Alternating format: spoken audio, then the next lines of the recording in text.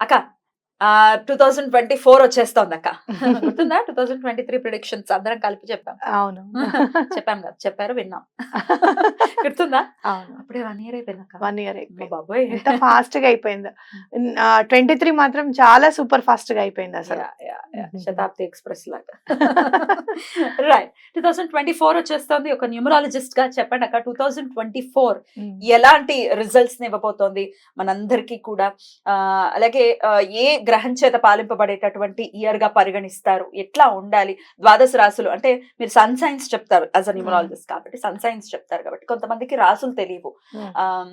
Date of birth ప్రకారం అంటే month ప్రకారం కూడా చూసుకుంటూ సో సూర్యుడిని ఆధారం చేసుకుని చెప్పేటటువంటి రిజల్ట్స్ కాబట్టి ఎలా ఉండబోతోంది 2024? ముందుగా ఏరిస్ అంటే మేషరాశి కదా, మేషరాశి కాకపోతే ఏరిస్ గా మనం చూస్తే ముందు అసలు 2024 సార్ ఈ 2024 యాడ్ చేసుకుంటే మీకు ఏమొస్తుంది? 2+4 మధ్యలో 0 యాడ్ చేసినా చేయకపోయినా ఒకటే కాబట్టి అలా మనం చూసుకుంటే ఏమొస్తుందంటే 8 నెంబర్ వస్తుంది. భయపడాల్సిన అవసరం ఏమైనా ఉందా? భయం ఏం లేదు.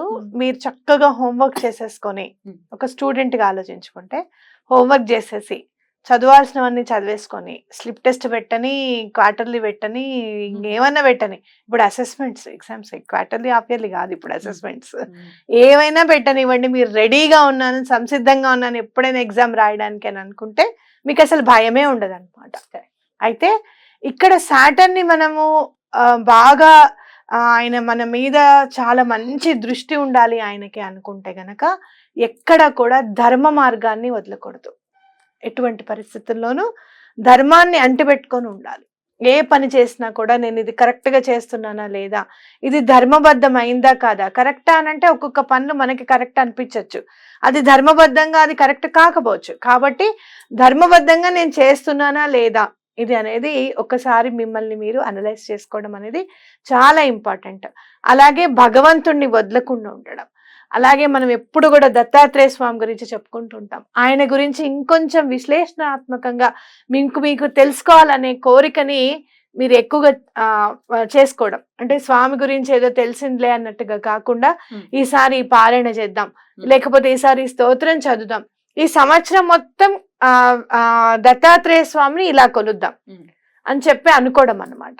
అంటే మీరు ఏం చేస్తారు ఈ 2024 అంటే రోజు చక్కగా ఒక ₹2 బిళ్ళ చక్కగా ఒక డబ్బాలో వేసేసేయండి. ఈ 2024 అంతా కూడా అందరూ లాస్ట్ డిసెంబర్ 31 దాకా మీకు ఏదైనా ఆడవాళ్ళకి అడ్డు ఉంది అన్నప్పుడు పక్కకు పెట్టండి.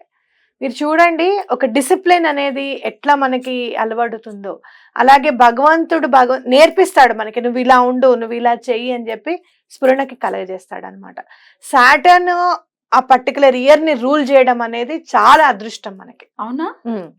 ఎందుకంటే అసలు మీరు హోంవర్క్ చేసిన తర్వాత ఎంత చక్కగా కరెక్షన్ చేసి వెరీ గుడ్ అని చెప్పి చేతిలో పెడతారో అంత చక్కగా మనకి అలాంటి ఫలితాలని కూడా ఇస్తారన్నమాట.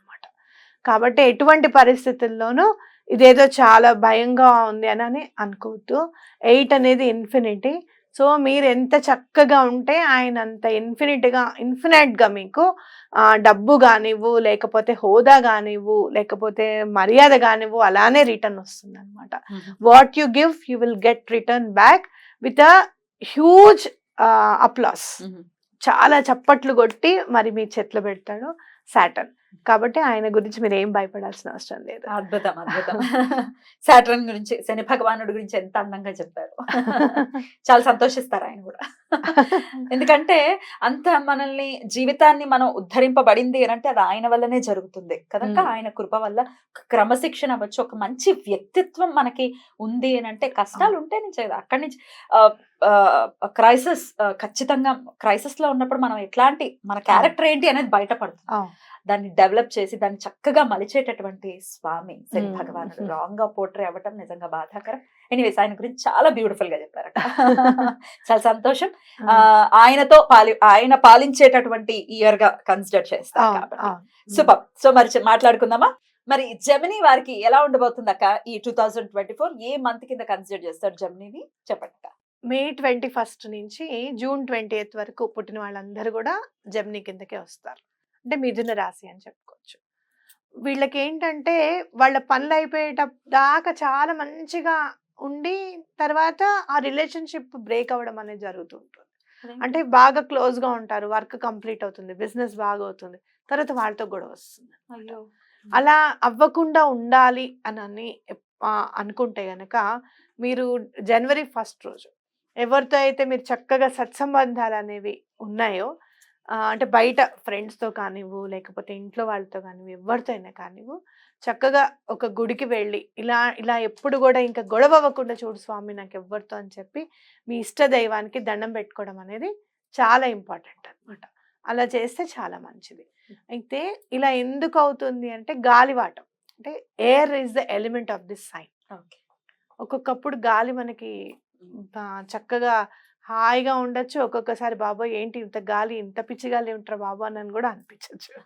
కాబట్టి ఎవరు ఎలా ఉంటారు అనేది వీళ్ళు అంచనా వేయలేరు పాపం వీళ్ళతో. అది వీళ్ళ మిస్టేక్ కాదు, అవతల వాళ్ళు అట్లా బిహేవ్ చేస్తూ ఉంటారు అన్నమాట. కాబట్టి వీళ్ళు ఏంటంటే ఫస్ట్ అసలు ఈ ఈ సంవత్సరం వీళ్ళకి లవ్ లైఫ్ చాలా బాగుంటుంది, మ్యారిటల్ లైఫ్ చాలా బాగుంటుంది. ఎవరికైతే సంబంధాలు కుదరక ఇబ్బంది పడుతున్నారో వాళ్ళకి చక్కగా సంబంధాలు కుదరడానికి మంచి అనువైన సంవత్సరంగా ఇది చెప్పుకోవచ్చు అనమాట. లేదు పెళ్లి చేసుకోవాలి అని అనుకోవట్లేదండి, ఇప్పుడే డిసైడ్ అవ్వాలనుకుంటున్నామంటే this is the right time. ఈ సంవత్సరంలో పెళ్లి చేసుకోవడం అనేది చాలా ఇంపార్టెంట్. కాబట్టి ఎప్పుడైనా కూడా కొంతమంది బాగుంటారు తర్వాత బాగుండరు అని మనం అనుకున్నాం కదా. ఏం చేస్తారంటే గుడికి వెళ్ళి చక్కగా స్వామికి దండం పెట్టుకొని రిలేషన్షిప్ బాగుండాలి, మేము చక్కగా అన్యోన్యంగా ఉండాలి అని చెప్పుకోవడం అనేది చాలా ఇంపార్టెంట్. ఇది కంటిన్యూ చేసుకుంటే ఇలా ప్రతి సంవత్సరం చేయొచ్చు. అంటే ప్రతి సంవత్సరం ఒక్కసారి గుడికి వెళ్ళి నాతో అందరూ బాగుండేటట్టు చూడు అని దండం పెట్టుకోవడం అనేది ప్రతి సంవత్సరం చేయొచ్చు అనమాట. వీళ్ళది కంటిన్యూస్ రెమెడీ ఎస్పెషల్లీ. ఎందుకంటే మనం సన్ సైన్స్ చూసేది జనవరి నుంచే చూస్తాం కాబట్టి. కాకపోతే ఇక్కడ ఒకటి, మనం సన్ సైన్స్ మార్చ్ నుంచి లెక్కేసుకుంటూ వెళ్తాం, కానీ మనం క్యాలెండర్ లెవెల్లో మనం ట్రై చేయాలి. మనం ఏదైనా కొత్తగా సంవత్సరం ఎంటర్ అవుతున్నాము అని అంటే జనవరి నుంచే చూస్తాం కాబట్టి అప్పటి నుంచే మనం చేసుకుంటూ వెళ్ళడం అనేది చాలా ఇంపార్టెంట్ అనమాట.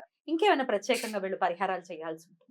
పరిహారం వీళ్ళు చెయ్యాలి అని అంటే వీళ్ళకి సంబంధం కుదరాలి కాబట్టి తప్పకుండా ఎలాచీలు ఉంటాయి కదా, ఎలాచీలు అనేవి ఒక 4-5 పట్టుకోండి. ఎలాచీలు అలా యాచకులు ఉంటారు కదా, వాళ్ళకి ఒక్కొక్క 5 ఎలాచీలు, ₹1 కాయిన్. ఎలా అంటే ₹5 కాయిన్, రూపాయి కాయిన్ ఎవరు తీసుకోవట్లేదు ఐదు కూడా తీసుకోవట్లేక కానీ కాయిన్సే ఇవ్వాలి, కాయిన్సే ఇవ్వాలి. ఎందుకంటే ₹10 కాయిన్స్ ఒక్కొక్కసారి ఇచ్చినా కూడా అవి చెల్లవు అన్న దానిలో ఉన్నారు. ₹10 కాయిన్ చెల్లదు కదా అన్న దాంట్లో ఉన్నారు.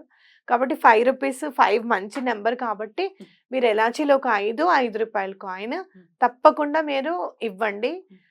ఇప్పుడు ఒకవేళ వైఫ్ అండ్ హస్బెండ్ మధ్యలో ఏమైనా గొడవలు ఉన్నా కూడా ఆ గొడవలు కూడా తీరిపోవడానికి అవకాశం ఉందన్నమాట. అంటే ఈ సంవత్సరం వీళ్ళకి సత్సంబంధాలు నెక్స్ట్ మీ దగ్గర ఉన్న డబ్బుని మీరు దాస్తాను, ఇక నుంచి నేను ఎవరి మాట కాదు, నేను ఖచ్చితంగా డిసిప్లిన్గా ఉంటాను డబ్బు విషయంలో అని చెప్పి మీరు స్టార్ట్ చేయండి.